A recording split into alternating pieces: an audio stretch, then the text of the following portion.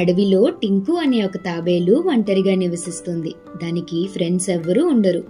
ఎవరు తనతో స్నేహం చేస్తారా అని ఎదురు చూస్తూ ఉంటుంది. ఒకరోజు నెమలి ఆకాశంలో ఎగురుకుంటూ అటువైపుగా వస్తుండగా తాబేలు ఆశ్చర్యంగా తనని చూస్తూ ఉంటుంది. తాబేలు నివసిస్తున్న స్థావరంలో జీవించటానికి నెమలి వస్తుంది.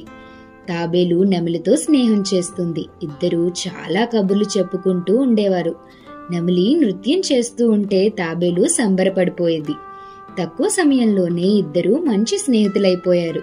అంతా బానే ఉంది అనుకునే సమయంలో అపాయం రానే వచ్చింది. ఎప్పటిలాగానే నెమలి నృత్యం చేస్తూ ఉంటుంది. తాబేలు సంబరపడిపోతుంది. దూరం నుండి చెట్టు చాటు నుంచి ఒక వేటగాడు నృత్యం చేస్తున్న తాబేలును చూసి అవాక్కైపోతాడు. అబ్బా, ఈ నెమలి ఎంత అందంగా ఉంది, దీన్ని బంధించి తీసుకెళ్లి అమ్మితే ఇంక డబ్బే డబ్బు అని మనసులో అనుకుంటాడు.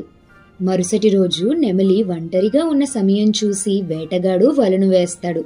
నెమలి అందులో చిక్కుకుంటుంది. పాపం, తనని వదిలేమని చాలా ప్రాధేయపడుతుంది. ఇంత కష్టపడి నిన్ను పట్టుకున్నది వదిలేయడానికా అని వేటగాడు జవాబిస్తాడు.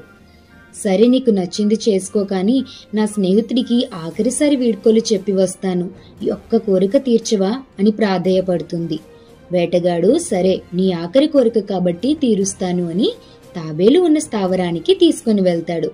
తాబేలు నెమలిని వేటగాడు బంధించటం చూసి చాలా బాధపడుతుంది. దయచేసి తనని వదిలిపెట్టు అని తాబేలు కూడా బ్రతిమలాడుతుంది. నీ స్నేహితురాలను వదిలేస్తే నేను చాలా నష్టపోతాను, ఆ నష్టాన్ని ఎవరు తీరుస్తారు అని అంటాడు. తాబేలు నేను తీరుస్తాను అని అక్కడి నుంచి బయలుదేరి కొలనులోకి దిగి ఒక పెద్ద రత్నాన్ని తీసుకుని వస్తుంది. ఆ రత్నాన్ని తీసుకుని వచ్చి వేటగాడికిస్తుంది. వేటగాడు ఆ రత్నాన్ని చూసి ఆశ్చర్యం, ఆనందంలో మునిగిపోతాడు. తను